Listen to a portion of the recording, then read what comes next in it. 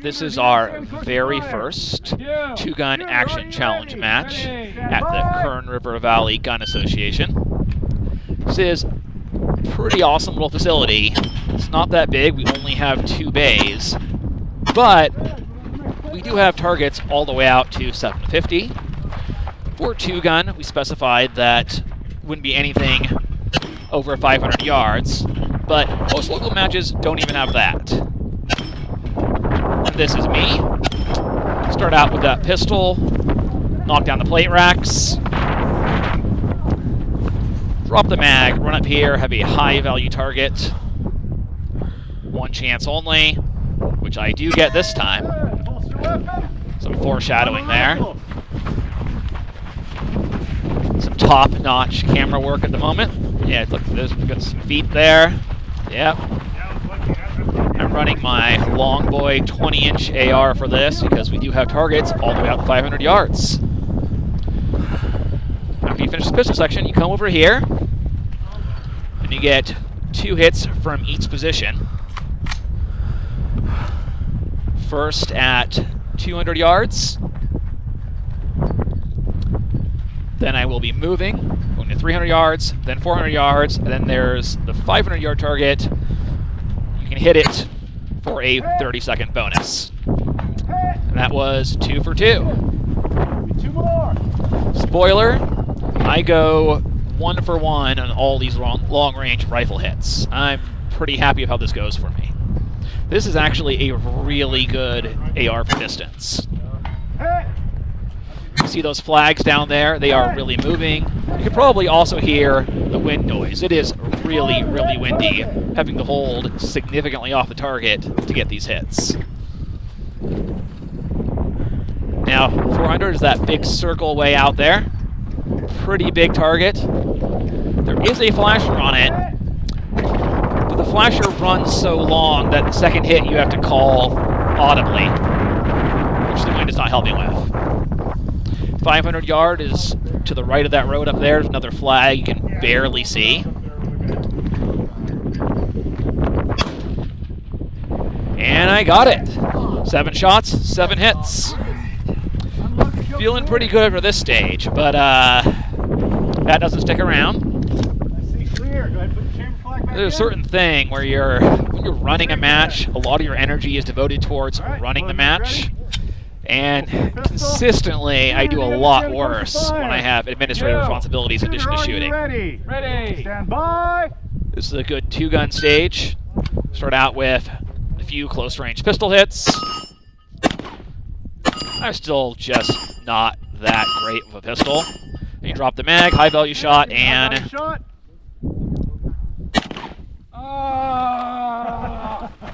Like, how did I miss that? Man. Run back here. A bunch of shooting positions marked with tape, just to give us a little bit of variety. Let's get 2 hits on each of those static steel down there from each position. Which, you know, really simple. It's just how quickly can you get on the sights and get your hits. Which I'm not the fastest, but, you know, I'm getting there.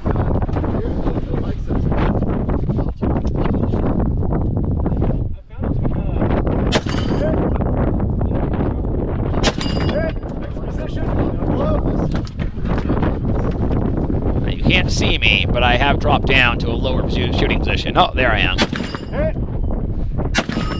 Next position. Red dot would probably be better than the LVPO for this. I can get on it faster, but LVPO works a lot better on those long-range shots. Move the last window and you go down here, and there's a spinner. 8 hits to spin it. We're running the scoring such that you can get 8 hits on the spinner, and then just stop time, or you can spin it for a bonus. But a lot of people showing up this match have never touched a spinner before, and we didn't want to go too hard on them. We also had some people showing up that had won multiple brutality matches, and they annihilated this spinner incredibly fast and got really fast times. I came in somewhere in the middle. Unload, show clear. Very good. Put that chamber flag back in. All right. next stage. This is a Casarda drill. As a concession to it being hot and not being a brutality match and merely a local match, it is half the distance covered. So we're only going to cover a total of 25 yards with a kettlebell and not 50. But, once again, taking advantage of the fact that we have way more available distance than most other local matches. So, while the throwing is easier, we made the shooting harder using that same 400-yard target that we were using before, just to make it a bit more challenge on the shooting side. And, of course, this is a few hours later, and the wind is even worse now. Now, with those hills we have there, we get situations like you'll see flag at 300 yards blowing hard to the left, and the flag at 500 yards blowing hard to the right. It's a challenge.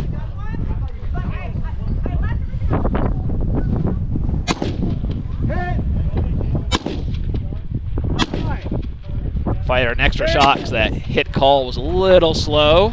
We do have a spotter back there looking through a spotting scope, but not the easiest to call. Now, my very first shooting position, I had a bit of trouble getting my windage, but now that I have an idea of where the shots are actually going, much easier on the following positions. For some of these, I might have hit it, but I might not have. It's pretty hard to call because you can't hear anything over this wind, and our flasher we have on there is not the best flasher, and if you hit the left-hand side of the target, it'll flash. Hit towards the right edge, it won't flash.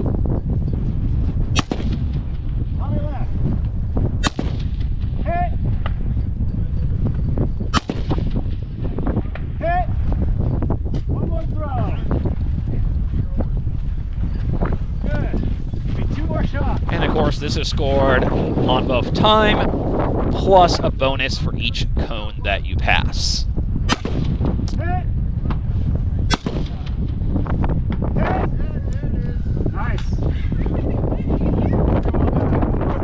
Man, that wind.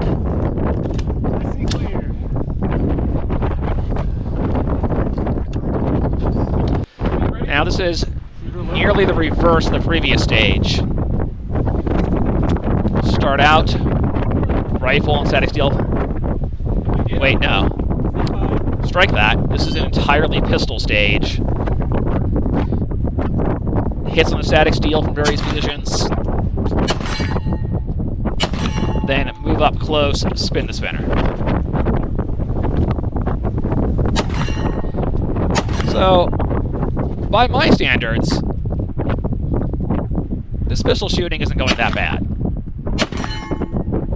Because once again, I still ain't great at pistol.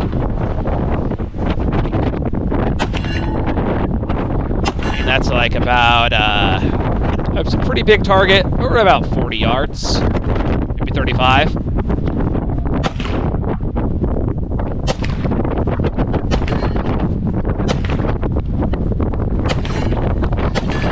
And you come up here, and this is like my personal spinner. It's the MOA target spinner. It's a bit lighter than the MGM, but has a lot more friction.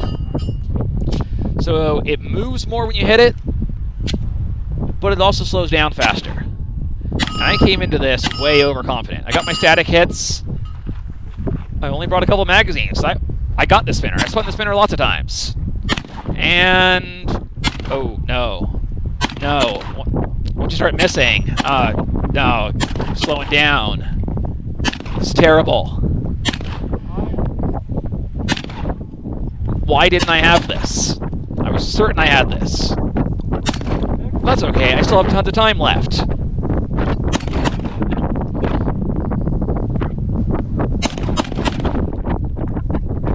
Now, I did get my 8 hits, so I stopped time. I had plenty of time to go for the bonus had I actually brought another magazine, but my hubris, I didn't.